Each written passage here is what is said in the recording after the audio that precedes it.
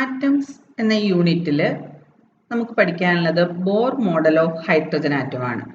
അപ്പോൾ നിങ്ങൾ കെമിസ്ട്രിയിൽ structure of atom എന്ന് പറയുന്ന ചാപ്റ്ററിൽ ഫസ്റ്റ് ഇയറിൽ കുറേ ആറ്റത്തിൻ്റെ സ്ട്രക്ചറിനെ കുറിച്ച് പല ആളുകളും കൊണ്ടുവന്ന പല തിയറീസും പലതരം മോഡലുകളൊക്കെ നിങ്ങൾ പഠിച്ചിട്ടുണ്ട്. അപ്പം അതും എല്ലാം ഈ ചാപ്റ്ററിൽ വരുന്നതായിരുന്നു. അപ്പോൾ കെമിസ്ട്രി പഠിച്ചുകൊണ്ട് അതെല്ലാം ഇവിടെ ഒഴിവാക്കിയിരിക്കുകയാണ്. അപ്പം ആദ്യത്തെ മോഡൽ ഏതാണ് നിങ്ങൾ പഠിച്ചത് ജെ തോംസന്റെ പ്ലം പുഡിംഗ് മോഡൽ അല്ലേ? അപ്പം അതിന് ചില ഡ്രോബാക്കുകൾ വന്നപ്പോഴാണ് പിന്നീട് റുദർഫോർഡ് ന്യൂക്ലിയർ ആറ്റം മോഡൽ കൊണ്ടുവന്നത്. അപ്പം ആ മോഡലിനും ചില പോരായ്മകൾ വന്നു. എന്തായിരുന്നു? ഓർബിറ്റിൽ ന്യൂക്ലിയസിന് ചുറ്റുമുള്ള ഓർബിറ്റിൽ ഇലക്ട്രോണ് റിവോൾവ് ചെയ്യുമ്പോൾ അത് എനർജി എമിറ്റ് ചെയ്യണം അല്ലേ? അങ്ങനെ എനർജി എമിറ്റ് ചെയ്ത് കഴിഞ്ഞാൽ അത് ആറ്റം സ്റ്റേബിളായിട്ട് നിൽക്കുകയില്ല. എനർജി നഷ്ടപ്പെട്ട ഇലക്ട്രോൺ ന്യൂക്ലിയസിൽ വന്ന് ഇടിക്കേണ്ടതാണ്. അപ്പം അങ്ങനെ സംഭവിക്കാത്തതുകൊണ്ട് എന്തുകൊണ്ടാണ് ആറ്റം സ്റ്റേബിളായിട്ട് നിൽക്കുന്നതെന്ന് ന്യൂക്ലിയർ ആറ്റം മോഡലിന് എക്സ്പ്ലെയിൻ ചെയ്യാൻ കഴിഞ്ഞില്ല. അങ്ങനെ ഇരിക്കുന്ന സമയത്താണ് നീൽസ് ബോർ അദ്ദേഹത്തിൻ്റെ പുതിയ ഒരു തിയറി ആയിട്ട് വരുന്നത്. അപ്പോൾ അദ്ദേഹം ക്ലാസിക്കൽ ഫിസിക്സിലെയും ക്വാണ്ടം ഫിസിക്സിലെയും ചില ഐഡിയാസ് എല്ലാം കൂടെ യോജിപ്പിച്ച് അദ്ദേഹത്തിൻ്റെ പുതിയ ഒരു തിയറി ഹൈഡ്രജൻ ആറ്റത്തിനെ ബേസ് ചെയ്താണ് അദ്ദേഹം ഈ മോഡൽ പബ്ലിഷ് ചെയ്യുന്നത്. അതിന് 3 പോസ്റ്റ്ലേറ്റ് ആണ്. അപ്പോൾ അത് 3 അങ്ങനെ തന്നെ. ചിലപ്പോൾ നിങ്ങൾ കെമിസ്ട്രിയിൽ അങ്ങനെ ആയിരിക്കത്തില്ല പഠിക്കുന്നത്. അപ്പോൾ ഇവിടെ നമുക്ക് ബോറിൻ്റെ പോസ്റ്റ്ലേറ്റ് 1, പോസ്റ്റ്ലേറ്റ് 2, പോസ്റ്റ്ലേറ്റ് 3 അങ്ങനെ 3 അങ്ങനെ തന്നെ പഠിച്ചു വെക്കണം. പരീക്ഷയ്ക്ക് state the second postulate of Bohr model എന്നൊക്കെ പറഞ്ഞ് തന്നെ ആയിരിക്കും ക്വസ്റ്റ്യൻ വരിക. അപ്പോൾ അങ്ങനെ 3 സെപ്പറേറ്റ് ആയിട്ട് പഠിക്കണം. അപ്പോൾ ബോർ മോഡൽ ഓഫ് ഹൈഡ്രജൻ ആറ്റത്തിൽ നമ്മൾ അദ്ദേഹത്തിൻ്റെ 3 പോസ്റ്റ്ലേറ്റുകളിലേക്ക് കടക്കാം. അപ്പോൾ ഫസ്റ്റ് പോസ്റ്റ്ലേറ്റ് എന്ന് പറയുന്നത് electrons in an atom can revolve in certain stable orbits without radiating energy. അപ്പം റുദർഫോർഡ് മോഡലിൻ്റെ ഏറ്റവും വലിയ ഡ്രോബാക്ക് ആയിരുന്നു എനർജി റേഡിയേറ്റ് ചെയ്യാതെ ഇലക്ട്രോൺ എങ്ങനെ റിവോൾവ് ചെയ്യുന്നു എന്നുള്ളത്. അപ്പോൾ ബോർ പറഞ്ഞ ഇതാണ്, electrons in an atom can revolve in certain stable orbits without radiating energy. Electron revolve ചെയ്യുന്ന ഓർബിറ്റ് എന്ന് പറഞ്ഞാൽ സ്റ്റേബിൾ ഓർബിറ്റ് ആണ്. അതിൽ നിന്ന് ഒരു കാരണവശാലും അവർ എനർജിയെ പുറത്തേക്ക് റേഡിയേറ്റ് ചെയ്യുന്നില്ല. According to this postulate, each atom has certain definite stable states in which it can exist, and each possible state has definite total energy. അപ്പോൾ ഒന്നാമത്തെ പോസ്റ്റ്ലേറ്റിൻ്റെ എക്സ്പ്ലനേഷൻ ഇദ്ദേഹം ഇങ്ങനെയാണ് കൊടുത്തത്. ഒരു ആറ്റത്തിലെ ഇലക്ട്രോണിന് സ്റ്റേബിൾ ആയിട്ടുള്ള ചില ഓർബിറ്റുകളിൽ നിലനിൽക്കാനുള്ള അല്ലെങ്കിൽ റിവോൾവ് ചെയ്യാനുള്ള കഴിവുണ്ട്. ആ സ്റ്റേബിൾ ആയിട്ടുള്ള ഓർബിറ്റിൽ നിൽക്കുമ്പോൾ അവരൊരിക്കലും എനർജിയെ റേഡിയേറ്റ് ചെയ്യുന്നില്ല. അതിനൊരു പ്രത്യേക എനർജി ഉണ്ട്. ആ എനർജി ഒരിക്കലും മാറത്തില്ല. These are called stationary states of the atom. അപ്പം അങ്ങനെ ഇലക്ട്രോൺ നിൽക്കുന്ന ആ ഓർബിറ്റുകളെ സ്റ്റേഷനറി സ്റ്റേറ്റ്സ് എന്ന് അദ്ദേഹം വിളിച്ചു. ഇതാണ് ഫസ്റ്റ് പോസ്റ്റ്ലേറ്റ്. അപ്പം ബോർ എന്ന് പറയുന്ന ഹൈഡ്രജൻ ആറ്റത്തിനെ ബേസ് ചെയ്താണ് ആറ്റം മോഡൽ പ്രപ്പോസ് ചെയ്ത്. അതിന് 3 പോസ്റ്റ്ലേറ്റ് ഉണ്ട്. ഫസ്റ്റ് പോസ്റ്റ്ലേറ്റ് എന്ന് പറയുന്നത് എന്താണ്? Electrons in an atom can revolve in certain stable orbits without radiating energy. Energy പുറത്തേക്ക് റേഡിയേറ്റ് ചെയ്യാതെ സ്റ്റേബിൾ ഓർബിറ്റിൽ ഇലക്ട്രോണിന് റിവോൾവ് ചെയ്യാൻ കഴിയും. ഇതാണ് ഫസ്റ്റ് പോസ്റ്റ്ലേറ്റ്. ഇനി രണ്ടാമത്തെ പോസ്റ്റ്ലേറ്റ് ആണ് ബോറിന്റെ ഏറ്റവും പ്രധാനപ്പെട്ട ഒരു പോസ്റ്റ്ലേറ്റ്. അപ്പം ഇത് നന്നായിട്ട് പഠിച്ചിട്ടുണ്ട്. ഫസ്റ്റ് എന്ന് പറയുന്നത് നമ്മൾ ന്യൂക്ലിയർ ആറ്റം മോഡൽ റുദർഫോർഡിന്റെ മോഡലിലൊക്കെ പറയുന്ന സെയിം കാര്യമാണ്. വിത്തൗട്ട് റേഡിയേറ്റിംഗ് എനർജി എന്നൊരു പോയിന്റ് മാത്രമേ അവിടെ എക്സ്ട്രാ വരുന്നുള്ളൂ. അതേസമയം സെക്കൻഡ് പോസ്റ്റ്ലേറ്റ് നോക്കിക്കേ, electron revolves around the nucleus only in those orbits for which angular momentum is some integral multiple of h/2 pi. അപ്പോൾ electron ഇഷ്ടമുള്ളിടത്ത് കയറിയല്ല revolve ചെയ്യുന്നത്. അത് റിവോൾവ് ചെയ്യുന്ന ഒരു സ്റ്റേബിൾ ഓർബിറ്റ് ഉണ്ടെങ്കിൽ ആ സ്റ്റേബിൾ ഓർബിറ്റിൽ ഇലക്ട്രോണിന്റെ ആംഗുലാർ മൊമെന്റ് എന്തായിരിക്കും? Integral multiple of h/2 pi ആയിരിക്കും. h എന്ന് പറയുന്നത് പ്ലാങ്ക്സ് കോൺസ്റ്റന്റ് ആണ്. അപ്പോൾ angular momentum of orbiting electron is quantised. അതുകൊണ്ട് ഈ സെക്കൻഡ് പോസ്റ്റ്ലേറ്റിനെ ബോറിന്റെ ക്വാണ്ടൈസേഷൻ കണ്ടീഷൻ എന്ന് വിളിക്കാറുണ്ട്.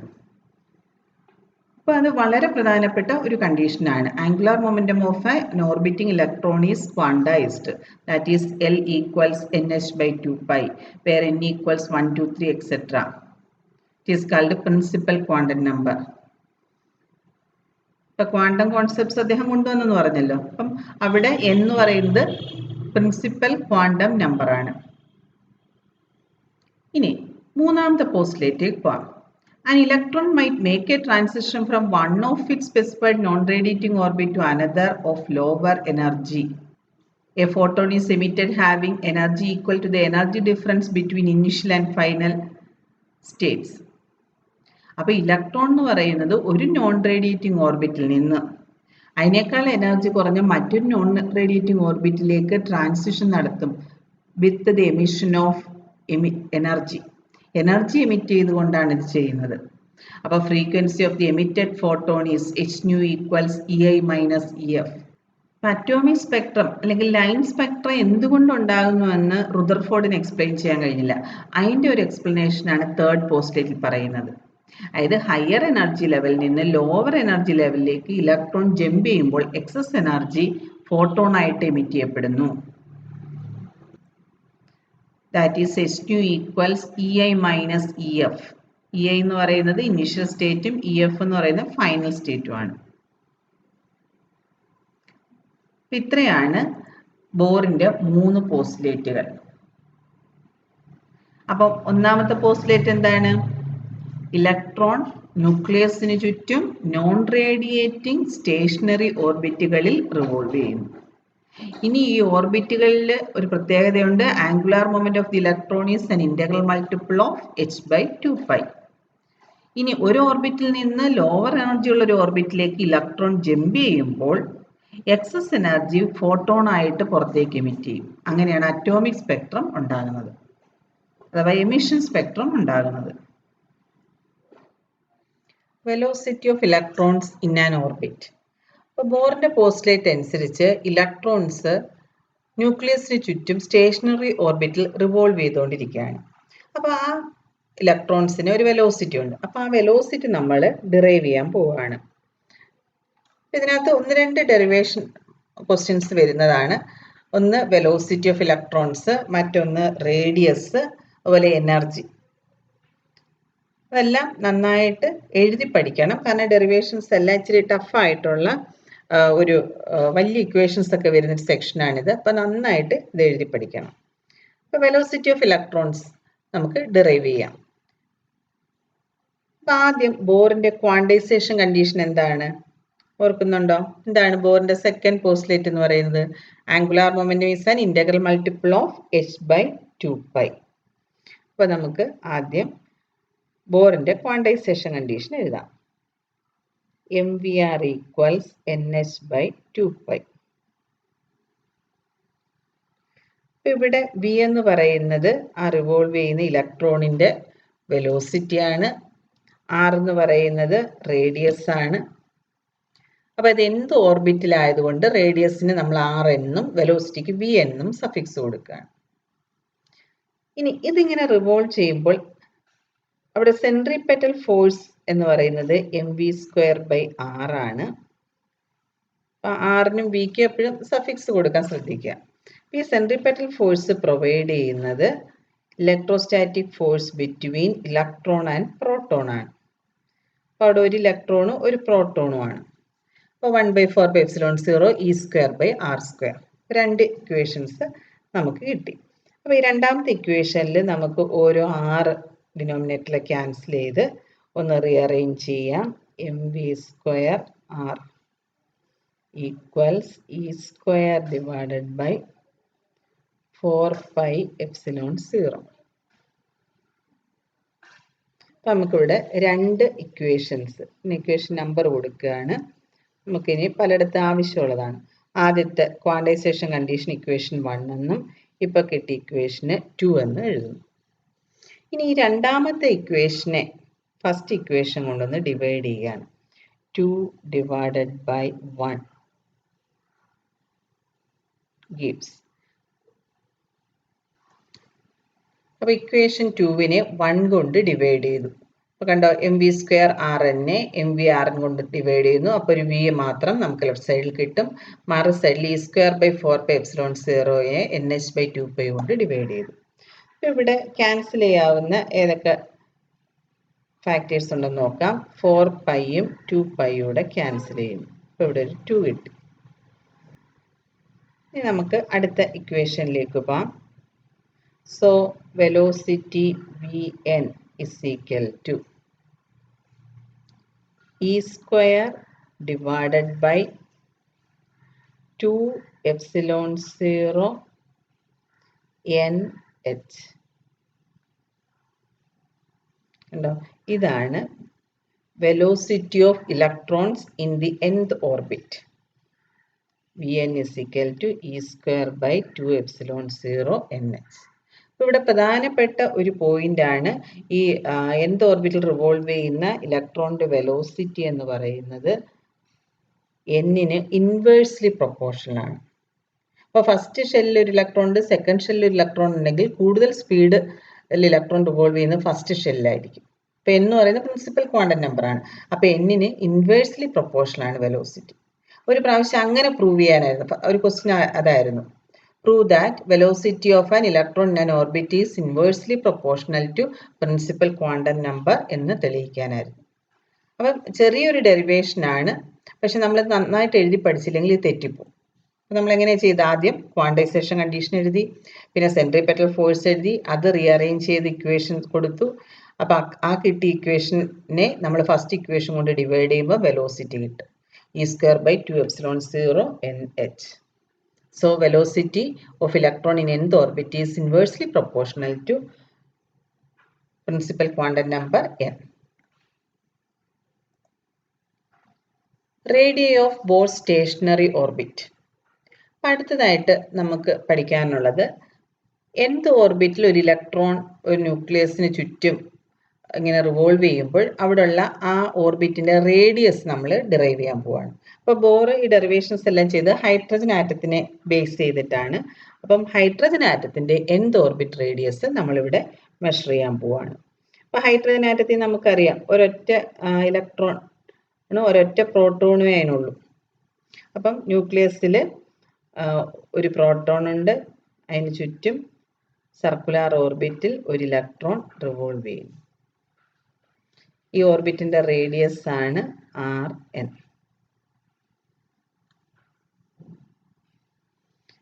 അപ്പൊ നമ്മൾ നേരത്തെ പഠിച്ചു വെച്ചിരിക്കുന്ന അനുസരിച്ച് ആദ്യം ക്വാണ്ടൈസേഷൻ കണ്ടീഷൻ. എന്താണ് ക്വാണ്ടൈസേഷൻ കണ്ടീഷൻ പറഞ്ഞേ? ക്വാണ്ടൈസേഷൻ കണ്ടീഷൻ എന്ന് പറയുന്നത് angular momentum of orbiting electron equals nh/2π. അടുത്ത centripetal force is provided by, ഇവിടെ സെൻട്രിപെറ്റൽ ഫോഴ്സ് ഉണ്ട്, mv²/r is equal to E square divided by 4π epsilon 0 r square. രണ്ടിടത്തെ ഓരോ r cancel ചെയ്താൽ equation നമുക്ക് rearrange ചെയ്യാം. mv² Rn equals E square divided by 4π epsilon 0 4π epsilon 0. അപ്പോൾ ഇനി ഞാൻ equation number 2 എന്നും ഫസ്റ്റ് ക്വാണ്ടൈസേഷൻ കണ്ടീഷന് ഇക്വേഷൻ നമ്പർ 1 എന്നും കൊടുക്കുക. ഇനി നമുക്ക് ഇവിടെ റേഡിയസ് ആണ് കാണേണ്ടത്. അപ്പോൾ തൊട്ട് മുമ്പ് നമ്മളൊരു വെലോസിറ്റി ഡിറൈവ് ചെയ്തിരുന്നു അല്ലേ? Velocity V is equal to E square divided by 2 epsilon 0 NH ആണ്. ഇത് നമുക്കിനി ഇവിടെ ആവശ്യമുണ്ട്. അതുപോലെ ഫ്രം ഇക്വേഷൻ നമ്പർ 2 നമുക്കിവിടെ കണ്ടുപിടിക്കേണ്ട റേഡിയസ് ആണ്. So Rn equals equation number 2-വിൽ നിന്ന് Rn എടുക്കുകയാണ്. E square divided by 4π epsilon 0 mv². അല്ലേ? ഇക്വേഷൻ നമ്പർ 2 താണ്ട് ഇതാണ്. ഈ ഇക്വേഷനിൽ നിന്ന് r മാത്രം നമ്മൾ എടുക്കുന്നു. അപ്പോൾ mv² ഇപ്പുറത്തേക്ക് കൊണ്ടുവരുന്നു. ഇനി ഈ കിട്ടുന്ന ഇക്വേഷനിൽ നമ്മൾ തൊട്ട് മുമ്പ് പഠിച്ച ഡെറിവേഷനിലെ വെലോസിറ്റി നമുക്ക് ഓർമ്മ വേണം. അപ്പോൾ അത് നമ്മളൊന്ന് എഴുതിയിടണം. Here velocity V is equal to E square divided by 2 epsilon 0 NH. അത് ഇതിലേക്ക് സ്ക്വയർ ചെയ്ത് സബ്സ്റ്റിറ്റ്യൂട്ട് ചെയ്യണം. V² സ്ഥാനത്തേക്ക് ഈ വാല്യൂ സ്ക്വയർ ചെയ്ത് കൊടുക്കുക. അപ്പോൾ അടുത്ത സ്റ്റെപ്പിൽ is equal to E square divided by 4π epsilon 0 m into square അങ്ങ് ഞാൻ എടുക്കുകയാണ്. e⁴ ഡിവൈഡഡ് ബൈ 2 എപ്സിലോൺ 2 അല്ലല്ലോ, 2ൻ്റെ സ്ക്വയർ എടുക്കണ്ടേ, 4 epsilon 0 square n square h square.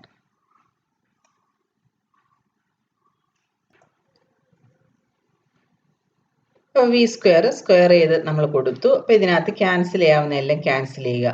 4 പോകും. അതുപോലെ തന്നെ എപ്സിലോൺ 0 ഇവിടെ നിന്ന് ഒരു എപ്സിലോൺ 0 സ്ക്വയറുമായിട്ട് ക്യാൻസൽ ചെയ്യും. ഈ സ്ക്വയർ ഇവിടെ e⁴ ഇവിടെ ക്യാൻസൽ ചെയ്യാം. എന്നിട്ട് റീഅറേഞ്ച് ചെയ്യുമ്പോൾ ലാസ്റ്റ് കിട്ടുന്ന ഇക്വേഷൻ ഇതാണ്. Epsilon 0 n square h square divided by pi m e square. This is radius of nth orbit of hydrogen atom. അപ്പം റേഡിയസ് നമ്മൾ ഡിറൈവ് ചെയ്തു. എന്താണ് റേഡിയസിൻ്റെ equation? Rn equals epsilon 0 n square h square divided by pi m e square. ഇപ്പോൾ final equation നമ്മുടെ മനസ്സിൽ വേണം. അത്യാവശ്യ ഘട്ടത്തിൽ ഫൈനൽ ഇക്വേഷൻ എഴുതണം. കാരണം ഇടയ്ക്ക് എവിടെയെങ്കിലും ചിലപ്പോൾ സബ്സ്റ്റിറ്റ്യൂഷൻ തെറ്റിപ്പോയാലും ലാസ്റ്റ് ആൻസർ നമ്മുടെ കറക്റ്റ് ആയിട്ടുണ്ടെങ്കിൽ അത് എഴുതി വെച്ചാൽ ആ മാർക്ക് കിട്ടും. ഇനി ഫസ്റ്റ് ഓർബിറ്റിൽ ഹൈഡ്രജൻ ആറ്റത്തിന്റെ ഏറ്റവും ലോവസ്റ്റ് ഓർബിറ്റിൽ n = 1 ഇവിടെ n = 1 അതാണല്ലോ ഫസ്റ്റ് ഓർബിറ്റ് എന്ന് പറയുന്നത്. അവിടെ ഉള്ള റേഡിയസിന്റെ വാല്യൂ എന്ത് കിട്ടും? Epsilon 0 h square divided by pi m e square. ഇതിന് r എന്നല്ല പറയുന്നത്, a0 എന്നാണ് പറയുന്നത്. ഈ വാല്യൂ കറക്റ്റ് ആയിട്ട് ബോർ കാൽക്കുലേറ്റ് ചെയ്തു. കാരണം ഇതിനകത്ത് കോൺസ്റ്റൻസ് എല്ലാം കോൺസ്റ്റന്റ് ആണ്. Epsilon 0, pi, h Planck's constant, m mass of electron, e charge of electron, ഇതെല്ലാം കറക്റ്റ് ആയിട്ട് സബ്സ്റ്റിറ്റ്യൂട്ട് ചെയ്തപ്പോൾ ബോറിന് കറക്റ്റ് വാല്യൂ കിട്ടിയത് 5.29 × 10⁻11 മീറ്റർ ആണ്. ഇതിനെ ബോർ റേഡിയസ് എന്നാണ് വിളിക്കുന്നത്. ബോറാണ് കാൽക്കുലേറ്റ് ചെയ്ത് പിന്നീട് അത് എക്സ്പെരിമെന്റലായിട്ട് കറക്റ്റ് ആണെന്ന് തെളിയിക്കുകയും ചെയ്തു. അപ്പം അതുകൊണ്ട് ബോറിന്റെ പേരിലാണ് ഈ വാല്യൂ അറിയപ്പെടുന്നത്. ബോർ റേഡിയസ് എന്ന് പറഞ്ഞാൽ ഹൈഡ്രജൻ ആറ്റത്തിന്റെ ഫസ്റ്റ് ഷെല്ലിലെ ഇലക്ട്രോണിന്റെ റേഡിയസ് ആണ്, ഫസ്റ്റ് ഓർബിറ്റിന്റെ റേഡിയസ് ആണ്. ഇതാണ് പ്രധാനപ്പെട്ട ഈ യൂണിറ്റിലെ ഒരു ഡെറിവേഷൻ, റേഡിയസ് ഡിറൈവ് ചെയ്യാം. അപ്പം നേരത്തെ നമ്മൾ വെലോസിറ്റി ചെയ്ത പോലെ തന്നെ ക്വാണ്ടൈസേഷൻ കണ്ടീഷൻ, സെൻട്രിപെറ്റൽ ഫോഴ്സ്, അതിനകത്ത് നിന്ന് നമുക്ക് സെൻട്രിപെറ്റൽ ഫോഴ്സിന്റെ ഇക്വേഷനിൽ നിന്ന് റേഡിയസ് എഴുതണം. അതിലേക്ക് വെലോസിറ്റി സബ്സ്റ്റിറ്റ്യൂട്ട് ചെയ്ത് കഴിഞ്ഞാൽ Rn കിട്ടും. Epsilon 0 n square h square by pi m e square. ഇവിടെ എന്നിന്റെ വാല്യൂ 1 കൊടുത്തു കഴിഞ്ഞാൽ നമുക്ക് എന്താണ് ഫസ്റ്റ് ഓർബിറ്റിന്റെ റേഡിയസ് കിട്ടും. അതിനെയാണ് ബോർ റേഡിയസ് എന്ന് പറയുന്നത്. It's values 5.29 × 10⁻11 metre.